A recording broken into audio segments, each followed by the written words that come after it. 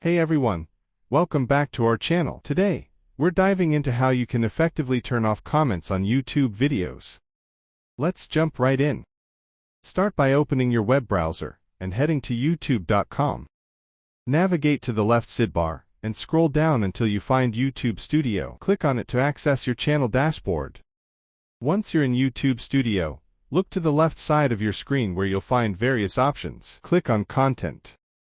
This will take you to the Content page, where you can see all your uploaded and scheduled videos. Choose the video for which you want to disable comments. Stay on the Details page and scroll down until you see more options. Click on it to expand. Continue scrolling until you reach the Comments and Ratings section. Under Comment Moderation, select the option to turn comments off. Make sure to click the Save button to apply the changes.